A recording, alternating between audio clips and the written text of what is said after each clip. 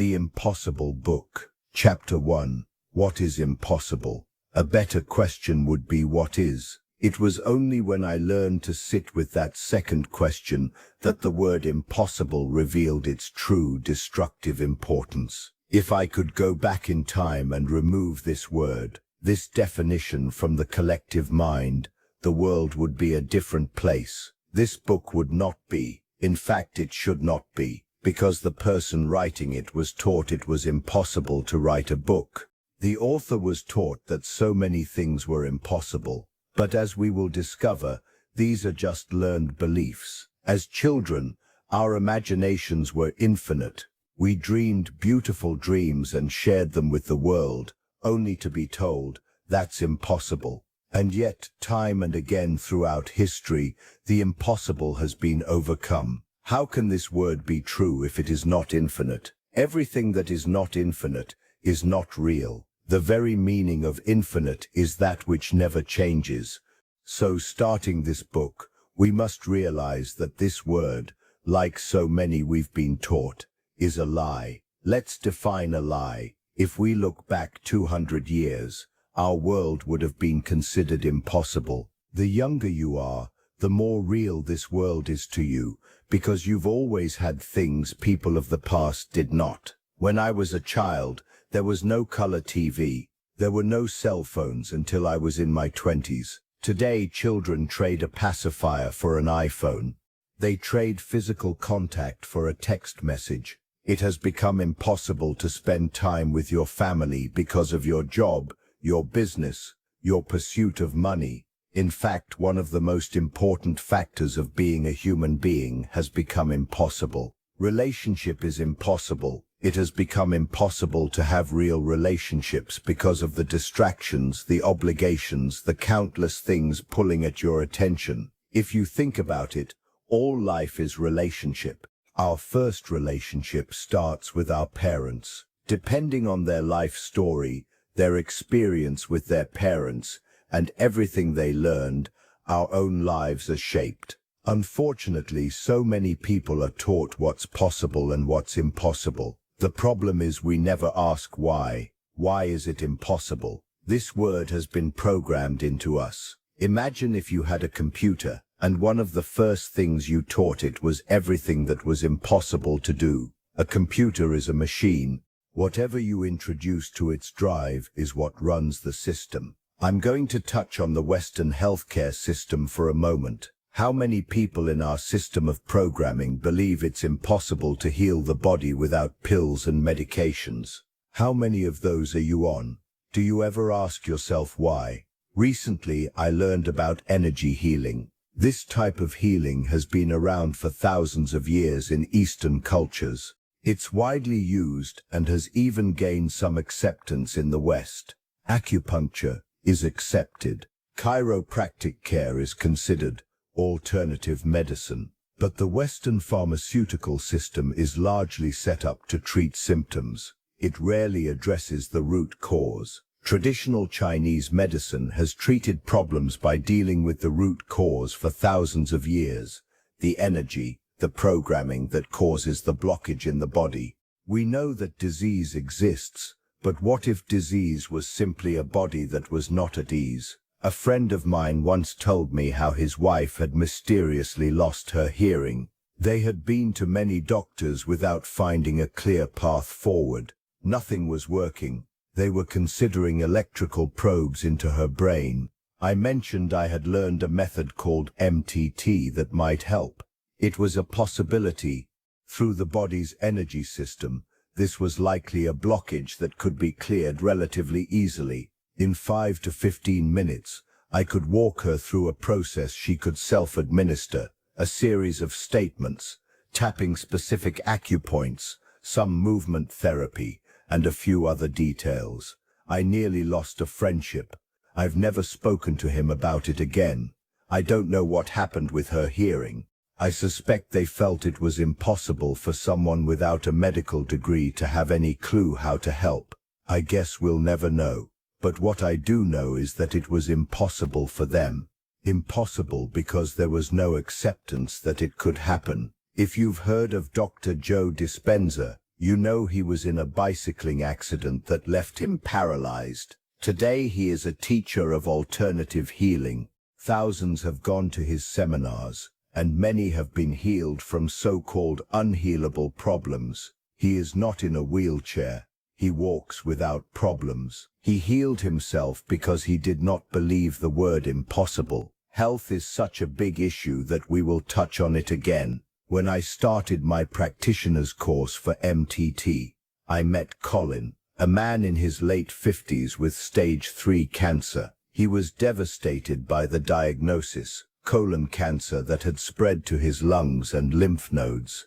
We became close. I know no one else with as much faith as he has. His friends and doctors urged him to pursue chemotherapy. Colin saw another way. He chose alternative medicine. The peer pressure is more intense than anyone can imagine when you make that choice. Fortunately, his wife, who loves him and wants him around, supported his decision to tackle this monster differently. Colin stopped working. He focused on letting go of all the disease in his body.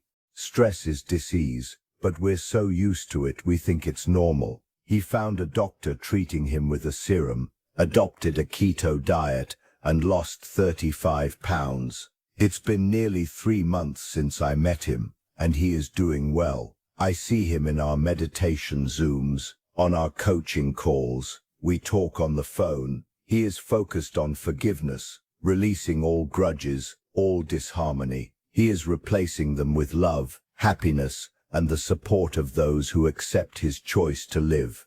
At the time of this writing, he is a week away from what we hope will be a final all-clear CT scan. With stage 3 cancer, he statistically should be near death. So I ask you, if you were in his shoes, what would you have done? The word impossible comes up, and the probable solution is often accepted only because we've been programmed to believe healing otherwise is not possible. Throughout this book, I'm going to ask you to suspend the belief in the impossible.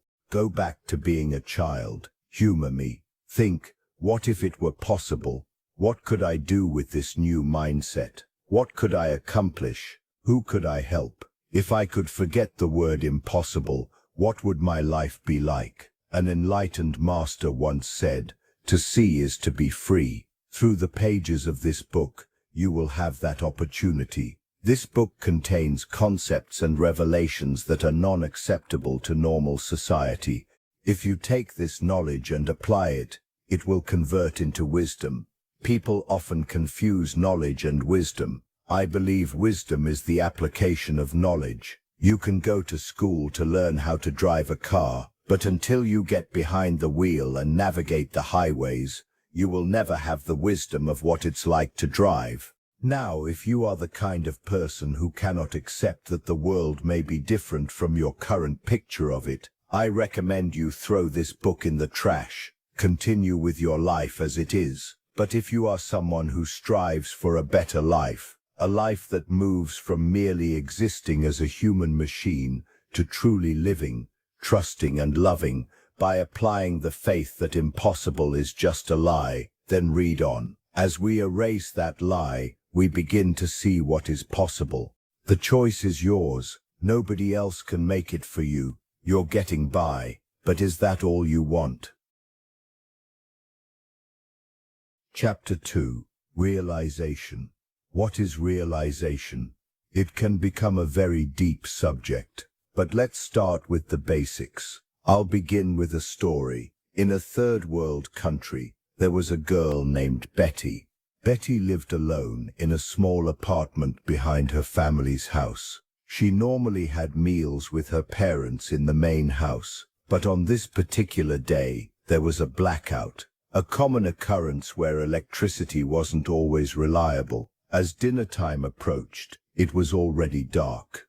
Betty started her short walk to the main house. She opened her door, took a step, and suddenly froze, her breath catching in her throat. In the darkness right outside her door was a snake. Betty had a tremendous paralyzing fear of snakes. She rushed back inside, hoping the snake would eventually leave.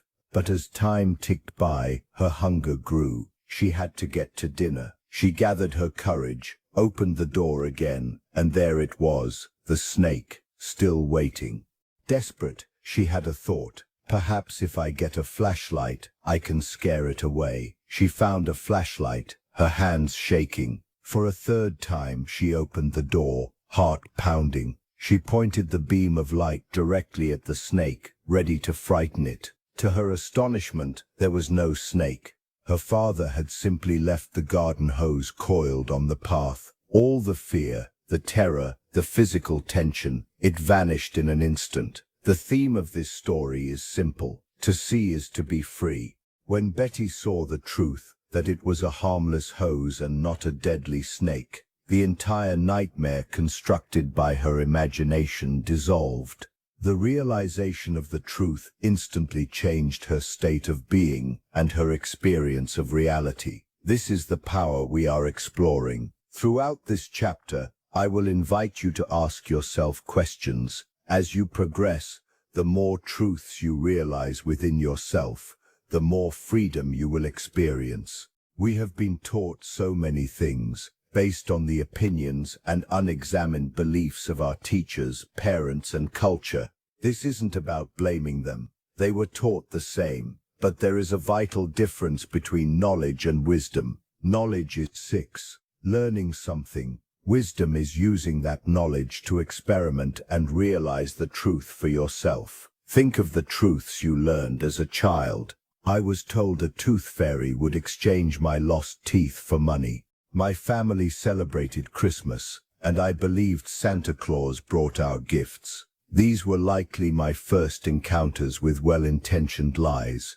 You probably had similar experiences, and you likely remember the surprise, even a little betrayal, when you realized they weren't true. To experience realization, you must first be open to the possibility that things you believe to be absolutely real and certain might be different. Some of the problems in your life may be the direct result of beliefs you've never questioned. You may have learned that certain kinds of people are bad, that one religion is right, or that a certain political party or life path is wrong. This is where the principle of polarity comes in. Polarity deals with opposites, hot and cold, big and small, right and wrong. But I tell you, they are all the same thing, separated only by degree. Hot and cold are just measurements of temperature. Big and small are just measurements of size. Right and wrong are often just measurements of perspective, shaped entirely by what you were taught. If your family had strict dinner table rules, it was wrong to get up before everyone was finished. The family across the street might have had a completely different experience. You may have been taught that one religion was right and all others were wrong. Until you can approach your beliefs with an open mind and reassess them, you will never have a new realization. This is the movement from knowledge to wisdom. You have the knowledge, now you must test it to see if it is your truth. The mirror of change. The reason you're reading this book is likely because you want to be free from some feeling, some suffering, or some limitation. You want to change something in your world or in yourself. So let me ask you, if you are unhappy and you look in the mirror at your frowning face, how do you get the reflection to smile? The answer is simple. The one being reflected must smile first. 7. This is a metaphor, but a profound one. So many people try to change their lives by manipulating the reflection, by changing jobs, partners, or diets, without ever changing the inner source. You cannot change the reflection without changing who you are within. Your inner world creates your outer world. Let me say this another way. Your physical, 3D reality is a perfect reflection of your inner world of thoughts, feelings, and your deepest self-image. Just like the face in the mirror, you must smile inwardly to see a smiling reflection. If you want to overcome a fear, you must first find courage within. If you want to lose weight, you must first embody the identity of a healthy person inside. I understand if this doesn't fully click yet, but by the end of this book, you will need to embrace this concept as fundamental truth. If you can't, you might as well stop here. Big realization number 2. The voices in your head. You have multiple voices in your head. One voice is very loud, judgmental, and constantly narrating your life. It tells you what to do, what not to do, what's good, what's bad, and what's wrong with you.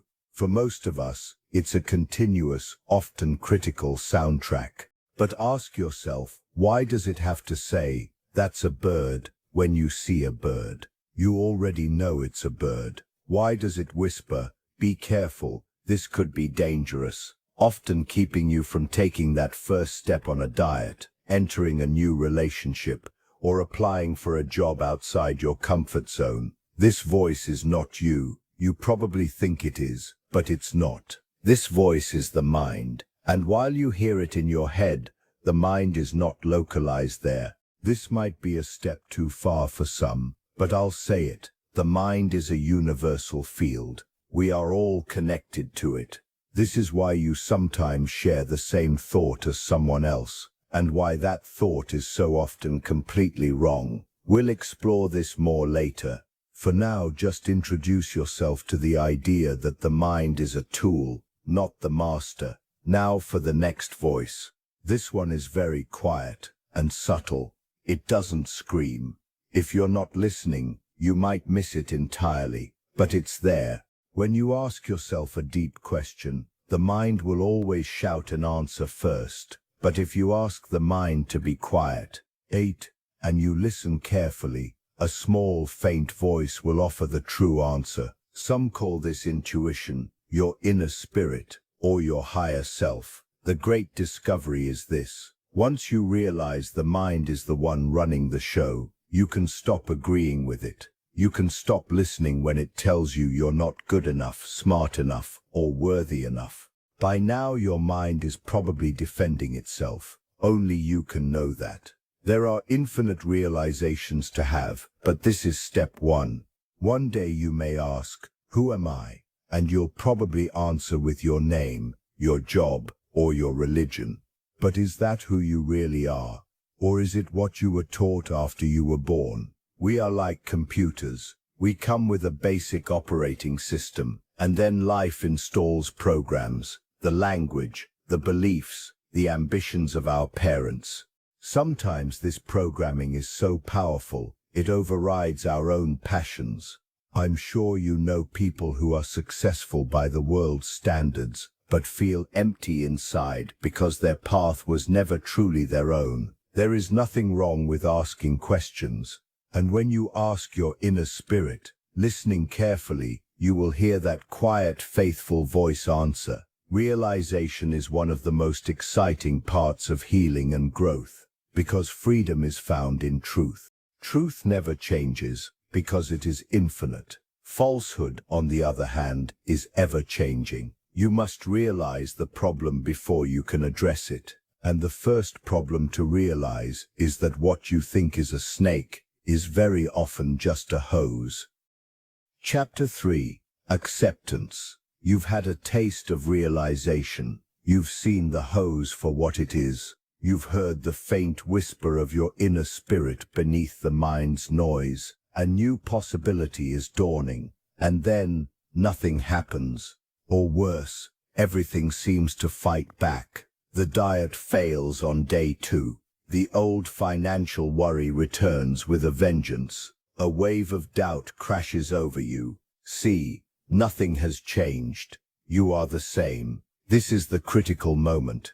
This is where most people turn back, convinced their realization was a fantasy. But you are not most people. You are at the threshold of the most counterintuitive and powerful step on this path, acceptance. And I can already hear your mind protesting. How can I accept this? This is the very thing I want to change. Accepting it feels like giving up. It makes no sense. You are right. It makes no sense to the logical mind. The mind operates on a simple formula. Fight what is bad, embrace what is good. But I am not asking you to accept the circumstance as permanent. I am asking you to accept the resistance as energy. Resistance is not a wall, it is a wave. Think of the last time you stood in the ocean. A powerful wave comes. If you tense up, fight it, and try to stand rigid against it, it will knock you down and drag you under. But if you relax, dive into it, or float over it, you allow its energy to pass through you. You remain unharmed. Your resistance, the fear, the doubt, the anger, is that wave. It is a concentrated packet of old energy, the final protest of the manager persona that is losing its job. It is the scream of the programming that says, this new way is impossible. To fight it is to grant it reality and power. You are arguing with a shadow. Acceptance is the act of turning on the light. The alchemy of acceptance. This is where we move from theory to practical alchemy. We must work with the energy, not just the idea. 1. Acknowledge the signal. When resistance arises, as a tight chest, a knot in your stomach, a shouting thought, do not ignore it, do not fight it. Stop. Place your hand on the physical sensation and say, internally, I see you, I feel you, you are allowed to be here. You are not agreeing with its story. You are acknowledging the energy of the story. 2. Transmute the energy. Now we use the body to reprogram the mind. This is the bridge. Anchored/tapping method. While focusing on the feeling, tap steadily on the karate chop point, the side of your hand, or the sore spot on your chest. State with conviction, even though I feel this resistance to the new belief, I deeply and completely accept this feeling and myself. You are loving the part of you that feels unlovable. You are accepting the part that refuses to accept.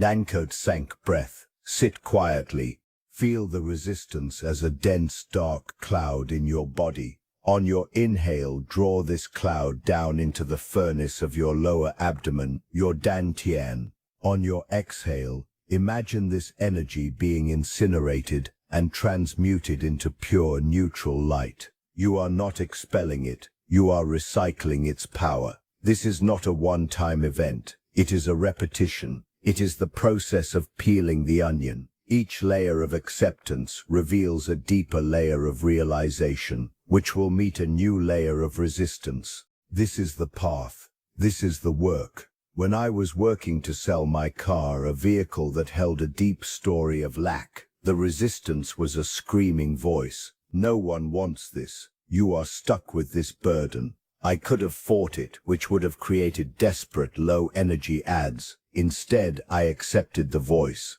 I sat down, felt the panic in my gut and said, I feel the fear that I am stuck. I accept this fear is here. I tapped on it. I breathed it into my dantian until the charge dissolved. Only from that place of calm acceptance could I then assume the state of the man for whom the car was already sold. The resistance was the final blockage to be cleared before the flow could happen. Acceptance is the ultimate act of sovereignty. It is you as awareness claiming dominion over every aspect of your experience, even the uncomfortable ones. You are not a victim of your resistance, you are the container for it. And as the container, you have the power to transmute it. What you resist persists. What you accept transforms. It makes no sense to the logical mind, but you are not your logical mind. You are the one who commands it. Accept the resistance. Welcome it as the last stand of the impossible. Greet it, work with it, and watch it dissolve back into the nothingness from which it came. Then, and only then, will the new reality you realized have space to emerge. Revised section, The Alchemy of Acceptance. This is where we move from theory to practical alchemy. We must work with the energy, not just the idea. 1. Acknowledge the signal. When resistance arises, as a tight chest, a knot in your stomach, a shouting thought, do not ignore it. Do not fight it. Stop. Place your hand on the physical sensation and say, internally, I see you, I feel you, You are allowed to be here. You are not agreeing with its story. You are acknowledging the energy of the story. 2. Transmute the energy. Now we use the body to reprogram the mind. This is the bridge. You don't need any special training for this. You only need a willingness to engage with the feeling. The somatic method. Bring your focus to the physical sensation of resistance. Now using your fingertips, tap steadily and gently on the area, be it your chest, your stomach, or your thigh. You can also tap on the side of your hand. As you tap, state with conviction, even though I feel this resistance to the new belief, I deeply and completely accept this feeling and myself. This simple act of rhythmic tapping while acknowledging the feeling disrupts the energy loop of panic and tells your nervous system that it is safe. You are loving the part of you that feels unlovable. Or core. The core breath. Sit quietly. Feel the resistance as a dense, dark cloud in your body. On your inhale, draw this cloud down into the very center of your body, your core. That place just below your navel, that feels like your center of gravity. On your exhale, imagine this energy being incinerated and transmuted into pure neutral light. You are not expelling it, you are recycling its power. This is your inner furnace. This is not a one-time event, it is a repetition. It is the process of peeling the onion.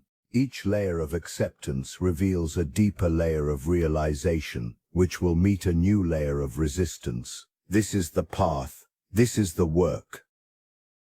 Chapter 4. More faith applied. You have unmasked the lie of impossible. You have realized a deeper truth. You have learned to accept and transmute the resistance that arises. Now we arrive at the engine of creation, faith. But this is not the faith you may be thinking of. This is not a passive hope, a wish sent out into the universe, or a desperate prayer to a distant God. The faith I speak of is a conscious command. It is the unwavering knowing that your inner world, the realm of your assumptions and feelings, is the primary cause, and the outer world is its effect. It is the application of the law that creation is finished. Think of it this way. The entire script of a play already exists. Every scene, every line, every outcome is written. Your job is not to write a new script. Your job is to step into the role you desire to play and command the stage to conform to it. This is applied faith. It is the bridge between your realization and its physical manifestation, and it requires more than belief. It requires embodiment. The 3 pillars of applied faith. 1. Assume the state of the wish fulfilled. This is the core practice. You must live from the feeling of the wish already being accomplished. If your desire is financial abundance, you do not wish for it. You feel the financial abundance now. You generate the somatic sensation of security, of ease, of overflow in your body.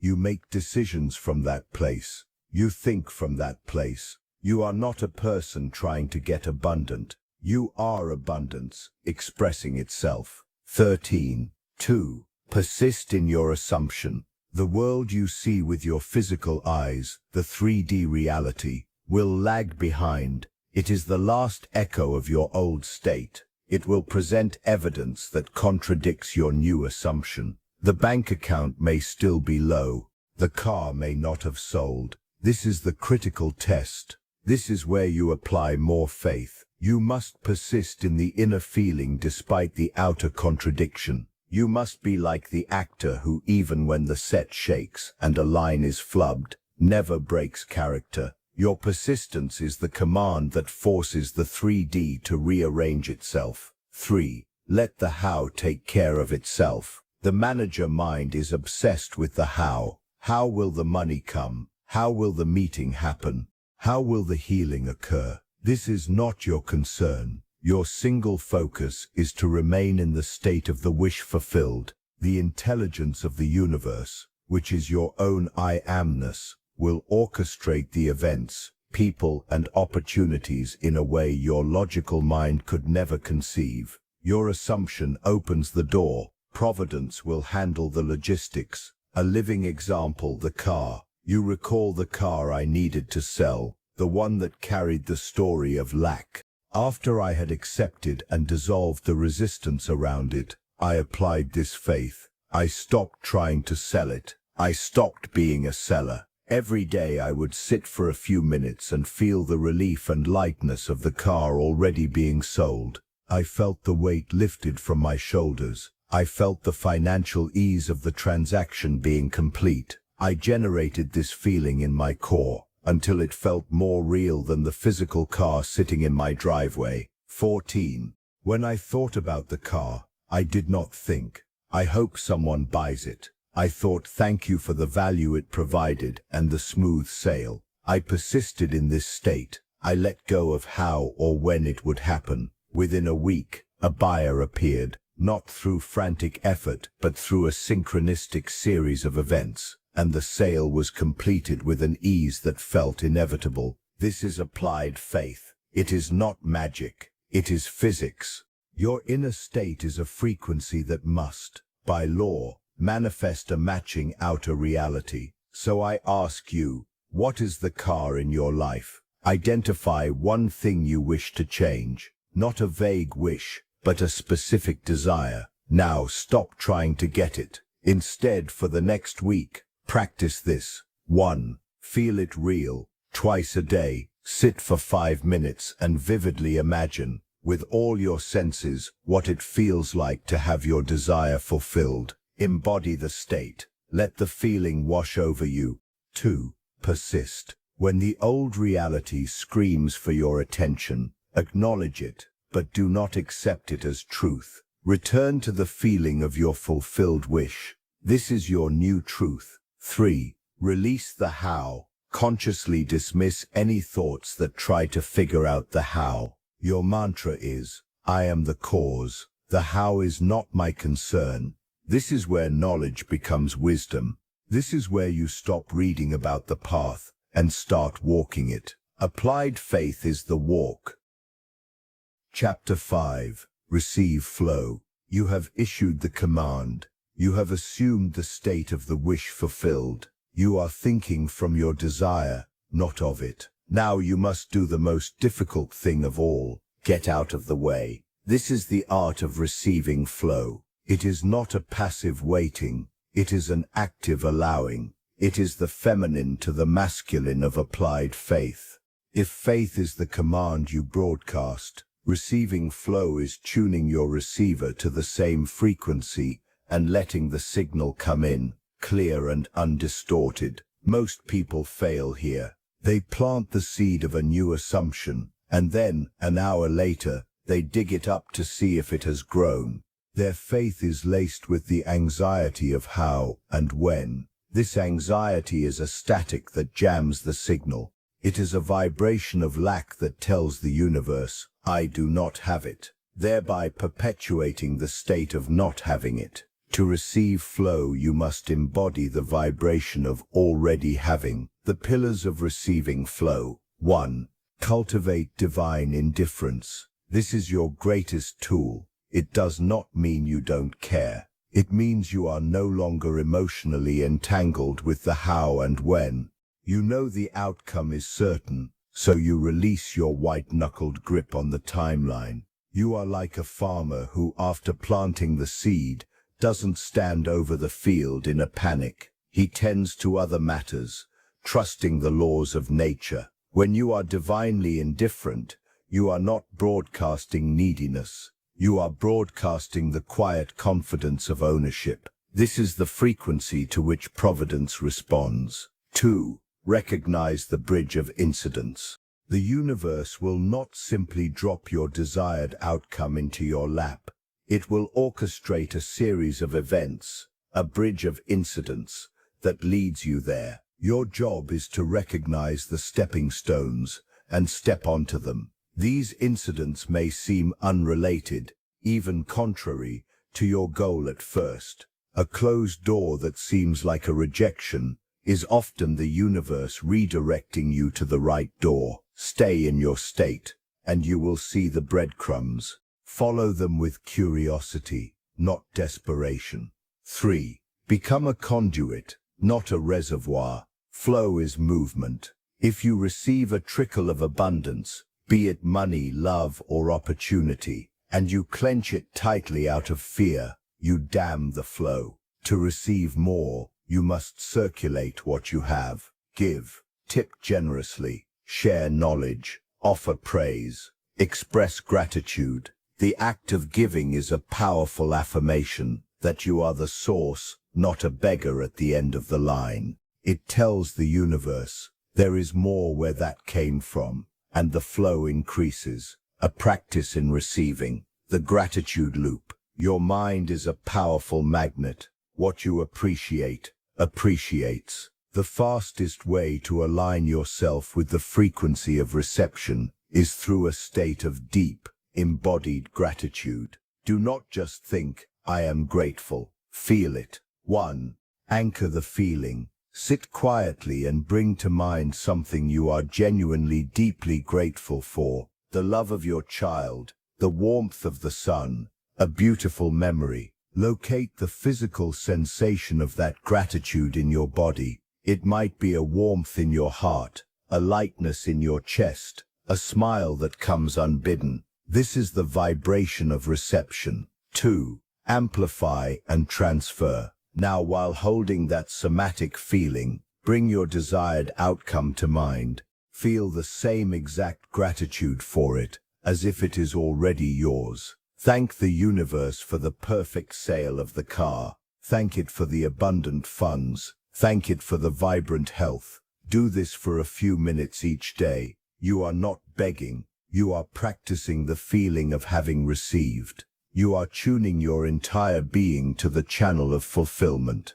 Receiving flow is the natural result of a command issued in faith and followed by a heart at peace. It is the universe's yes, echoing back to your I am. Stop straining. Start allowing. The flow is here. Your only task is to let it in. 17. Chapter 6.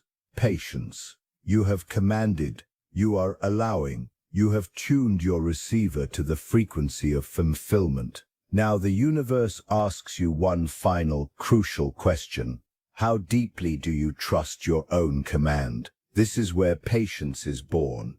But understand this clearly. The patience I speak of is not a passive waiting. It is not the sigh of resignation, the ticking clock of anxiety, or the bitter acceptance of delay.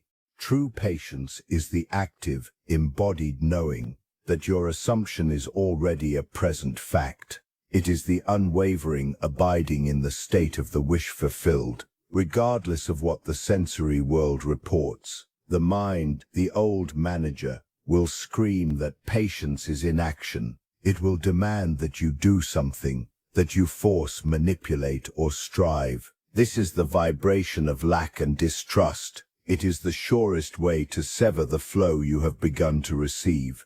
Imagine you have placed an order at your favorite restaurant. You know the kitchen has received it.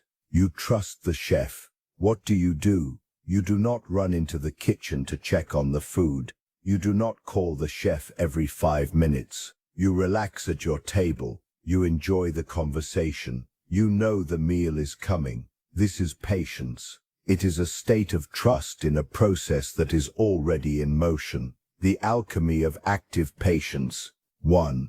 Live in the end, not the interval. The interval is the time between the assumption and its physical manifestation. Most people live here, in the anxious gap, and their energy becomes one of waiting for, which is a state of not having. You must refuse to live in the interval. Your home is the end. The feeling of the wish fulfilled. Dwell there. Let your inner world be so real, so vivid, that the outer world becomes the ghost, the echo, the insignificant shadow that it is. Embrace the sanctity of the unfoldment. The bridge of incidence is a sacred construction. It is often built in ways your logical mind could never design. What you perceive as a delay is often the universe assembling a more elegant, more perfect outcome than you could have imagined. To resent the timing is to arrogantly assume you know a better way. Your patience is your trust in intelligence, greater than your own frantic mind, which is, ironically, your own I amness. 3. Let patience be your power. Impatience is a leakage of your creative power. It is you taking your attention away from your fulfilled desire and placing it on the lack of it. When you feel impatience rise, recognize it for what it is, a temptation to fall back into an old state. Use the tools of acceptance, acknowledge the feeling, then consciously and deliberately return your attention to the feeling of fulfillment. This is not suppression. It is a sovereign act of redirecting your focus to where your power truly lies. Your assumption is a scientific fact in the unmanifest realm. Patience is the discipline of not contradicting that fact with your energy, your attention, or your actions. It is holding the vision steady until the 3D world, which is always on a delay, catches up. Do not pray for patience as if it were a burden. Command patience as the natural expression of your absolute certainty. When you have truly assumed a state, the question of how long becomes irrelevant. You are already there. The manifestation is simply the world conforming to a reality you have already claimed. So abide, occupy your new state. The harvest is guaranteed. Chapter 8. Fearless. To stand your ground is to pass the test. To become fearless is to realize there was never anything to test you in the first place. Fearlessness is not the absence of the sensation of fear. The body with its ancient wiring may still send its signals. Fearlessness is the profound understanding that the you who commands your reality is utterly untouched by these signals. It is the realization that fear is a shadow cast by the mind, and you are the light. When you have consistently stood your ground, a tipping point is reached. The old manager persona, having been starved of your attention and belief, loses its power to narrate your life. Its threats become empty, its warnings become background noise. You have decommissioned it. In this space, a new quality of being emerges. Fearlessness is the natural fragrance of abiding in the I am. It is not something you need to create. It is what remains when you stop creating its opposite. You are not becoming fearless. You are uncovering the fearlessness that was always there, buried under layers of learned powerlessness. This state has specific characteristics. 1. Non-anticipation. You no longer live in the anxious gap between your command and its manifestation. You know the outcome is a divine certainty. Therefore, you are not braced for failure or desperately hoping for success. You are in a state of relaxed, open-ended curiosity about how the universe will deliver your assumption. The how becomes a delightful surprise, not a source of anxiety. 2. Radical responsibility. In the state of fear, you see yourself as a victim of external forces. In the state of fearlessness, you understand that every circumstance is a perfect reflection of your inner state. There is no one and nothing to blame. This is not a burden, but the ultimate liberation. If you created it, you can uncreate it. You are the sole author, and fearlessness is the pen in your hand. 3. The dissolution of the ego's protection racket. The ego mind sells you a story that it is your protector. Without me, it says, you would be reckless, you would fail, you would be hurt. Its method of protection is to generate fear. But once you see that the fear itself was the only thing ever harming you, the ego's game is over. You fire the corrupt security guard. You realize the mansion of your soul was never in danger. How to abide in fearlessness. Do not try to be fearless. Instead, practice the behaviors of the fearless version of you. So, make decisions from the end. Before acting, ask, what would the version of me who has already received this desire do now? then do that. The fearless you does not hesitate. It acts from its fulfilled state. So, speak the language of the absolute. Let your inner dialogue and your outer speech reflect your sovereignty. Replace I hope with I know. Replace I wish with it is done. Your words are creative acts. Use them to command your reality, not to plead with it. So, when the old fear arises, greet it as a ghost. Acknowledge the sensation. Thank your body for its misguided attempt to protect you, and then gently return your focus to the feeling of the wish fulfilled. You are not fighting the fear, you are outgrowing it. Fearlessness is your birthright. It is the quiet, unshakable confidence of the I am, which knows it is one with the source of all that is. There is nothing to fear when you understand that you are the creator of the dream. Walk on. The path is cleared for you. Chapter 9. Releasing control of the manager. You have met the manager. You have learned to identify its voice and choose a different state. You have felt the fearlessness that comes from no longer being its puppet. Now we arrive at the final conscious act of inner sovereignty, the full and final release. Releasing control of the manager is not an act of violence. It is not a battle. It is a funeral. It is the solemn, respectful laying to rest of an old identity that has served its purpose and is now obsolete. You are not killing a part of yourself. You are graduating from it. The manager was born from a necessary illusion, the illusion that you were separate, small, and vulnerable, and that you needed a complex defense system to survive. Its entire existence was predicated on controlling an external world it perceived as hostile. But you have realized a greater truth. You are not a separate self navigating a dangerous universe. You are the I am, the very consciousness within which the universe unfolds. The need for control is the root of all suffering, because it is a confession of fear. When you know yourself as the source, control becomes not only impossible, but irrelevant. The final release, a ceremony in consciousness. This is an internal ritual. Find a quiet moment and walk through these steps. 1.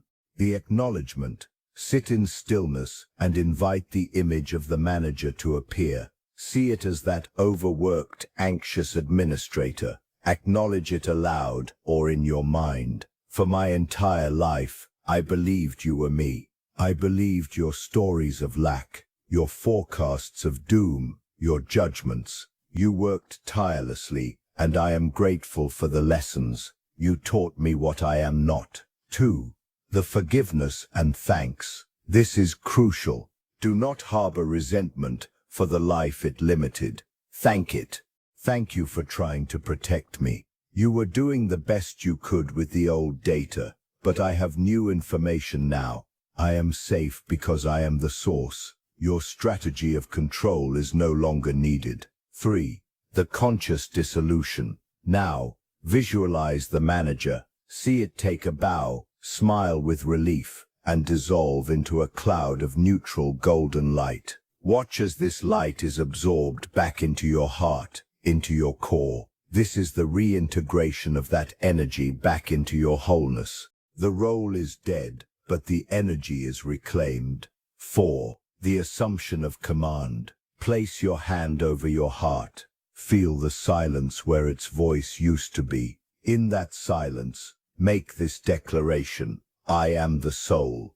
24. Authority in my consciousness. There is no other voice. I am the creator. I am the command. Life after the manager. What happens when the manager is gone? Decision-making becomes effortless. You no longer spiral in analysis paralysis. You consult your inner state, the feeling of the wish fulfilled, and act from there. Soul drama evaporates.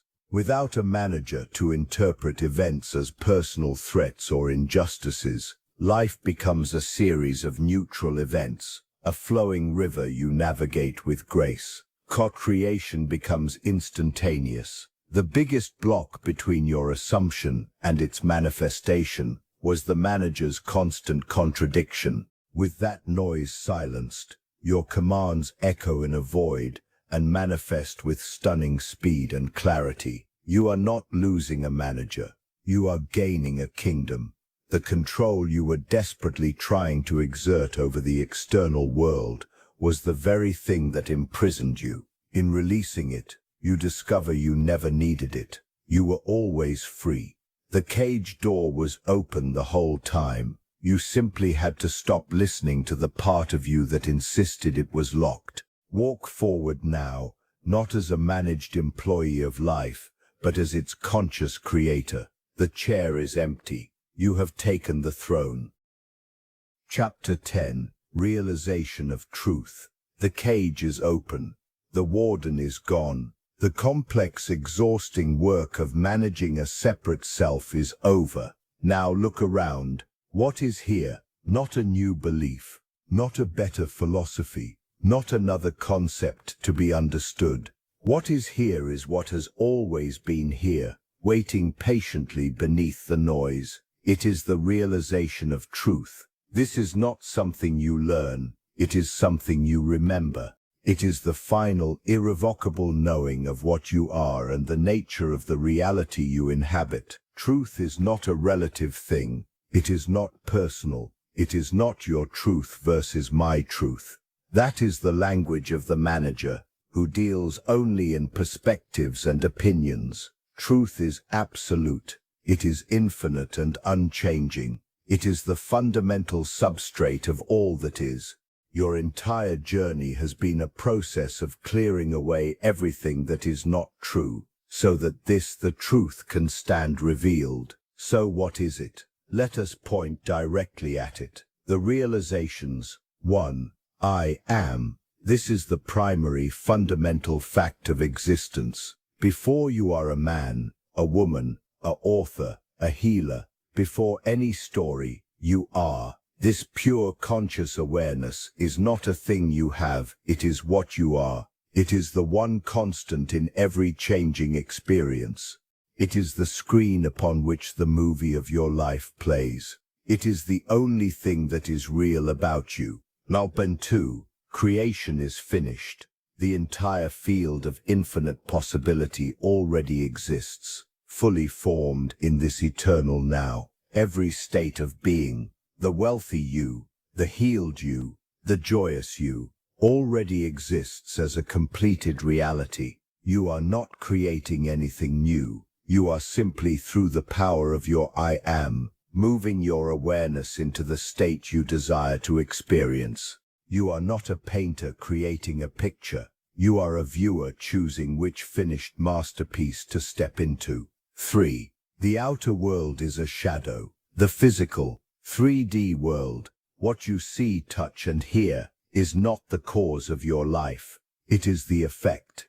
It is a perfect, precise and neutral reflection of your inner state of consciousness. It is the shadow cast by the light of your I am. To try to change the shadow without changing the object. 26. Casting it is the definition of insanity. You have been trying to rearrange the images on the movie screen, instead of changing the film reel.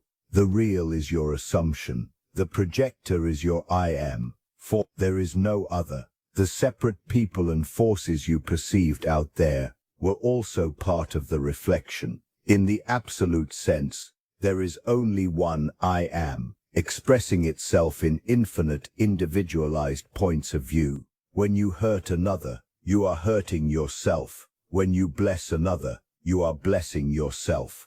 This is not a moral commandment. It is a statement of physics. This realization is not an intellectual conclusion. It is a collapse. It is the collapse of the entire worldview you thought was real. It can be frightening for a moment, as the last props of your separate identity are kicked away. But then a profound peace descends. The burden you were never meant to carry, the burden of being a separate self in a hostile universe, is lifted. You are not a drop in the ocean. You are the entire ocean, expressing itself as a drop. This is the truth you have been seeking. It was hidden in plain sight, obscured only by the belief that it was elsewhere. You are home. Chapter 11. Being born as I am. All the paths have been walked. All the concepts have been dissolved. All the managers have been released. What now? There is no higher realization than the truth you have remembered. There is only one thing left, to be it. This is what it means to be born as I am. It is not a beginning, but a conscious return. It is the final relaxation into what you have always been, before the world told you who you were supposed to be.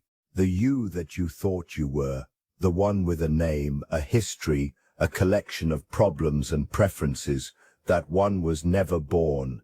It was assembled. It was a story you were telling yourself. Being born as I am is the end of that story and the beginning of your true life. This birth is not a loud event. It is the quietest thing in the world. It is the simple, unwavering abidance as the conscious awareness behind the story. It is noticing that you are the space in which thoughts arise, not the thoughts themselves. You are the awareness that watches the feelings, not the feelings themselves. You are the silence that holds the sound. The landscape of this new life. To be born as I am is to live in a new relationship with everything, cause with problems. They are no longer personal threats, but simply patterns of energy in the field of your awareness. You engage with them not from a place of panic, but from the calm command of the I am, knowing you have the power to assume a new state and let the old pattern dissolve. Forward desire. Desire ceases to be a cry of lack from a separate self. It becomes the creative impulse of the universe itself, moving through you. You fulfill desires not by getting something, but by becoming the version of I am for whom that desire is a natural expression. The desire is the universe pointing you toward your next state of being. For with others, you no longer see separate selves to judge, fear, or manipulate. You see other expressions of the one I am, wearing different costumes, playing different roles. Your interaction becomes a sacred dance of the one with itself. Compassion becomes automatic, for you can no longer truly be harmed by another character in your dream. With time, the anxiety of past and future dissolves into the eternal now. You understand that all power exists in this single eternal moment. The past is a memory trace in the present. The future is an imagination in the present. You command your reality from here, and only from here. This is not a state of perfection, but a state of presence. You will still experience the human spectrum of emotion, but you will no longer be lost in it. A storm may arise on the ocean, but the depths remain undisturbed. You are the depths. You are not trying to become spiritual. You are realizing that you are, and always have been, spirit having a human experience. So how do you live from here? You don't do anything. You are. You relax into being. You make choices from the feeling of your innate wholeness. You create from a place of playful curiosity, not desperate need. You allow life to flow through you, as you, knowing it is all your own creation. The impossible book has been written. The impossible you has been unwritten. What remains is the most simple, obvious, and glorious thing. You, I am. Epilogue. The most dangerous law. Throughout this book, we've dismantled the concept of impossible. We've navigated realization and acceptance. We've applied faith as a conscious command. But all of that work can be effortlessly undone if you do not understand the most dangerous law of all. It is not a law that punishes you. It is a law that obeys you, relentlessly and impartially, whether you are conscious of it or not. The most dangerous law is the law of assumption. Why is it so dangerous? Because it is always on. It never takes a day off. It is the silent, perpetual engine of your reality, translating your dominant, persistent assumptions. your unconscious, deep-seated beliefs about yourself and your world, into the facts of your life. You are always assuming a state, and that state is always manifesting. The danger is not in the law itself. The danger lies in your unconsciousness of it. If you unconsciously assume you are unworthy, the law will faithfully manifest a world that reflects unworthiness back to you through financial lack, failed relationships, and missed opportunities. You will see it as bad luck or the way the world is, never realizing you are the source. If you unconsciously assume the world is a hostile place, the law will faithfully deliver conflicts, betrayals, and obstacles, confirming your assumption. Or if you unconsciously assume that money is hard to come by, the law will ensure your efforts feel arduous and your results are meager. This is the ultimate trap. You are using the most powerful creative force in the universe against yourself, all while believing you are a victim of external circumstances. This is why the work of realization was so vital, to see the hose and not the snake. This is why acceptance is non-negotiable, to dissolve the resistance that holds those negative assumptions in place. And this is why applied faith is your salvation. It is the conscious, deliberate use of this very same law. The law is neutral. Your awareness is what makes it heaven or hell. 30. When you become conscious of the law of assumption, its danger transforms into its power. The same law that once seemed to work against you now becomes the tool of your sovereign command. You move from being a passive effect of your unconscious assumptions to being the active cause of your conscious ones. You stop assuming you are a seeker and assume you are the finder. You stop assuming you are a student and assume you are the master. You stop assuming you are broken and assume you are already whole. The law has no choice but to comply. So the most dangerous question you can ask yourself is not what do I want, but what am I at this very moment assuming to be true about myself and my life? Your answer is what is currently being written into your story. If you don't like the story, you must change the assumption, not tomorrow, now. The law of assumption does not care about your wishes. It only responds to your state. Know this law, master it, and you move from being a character in a play to being the playwright. This is the final frontier of your sovereignty.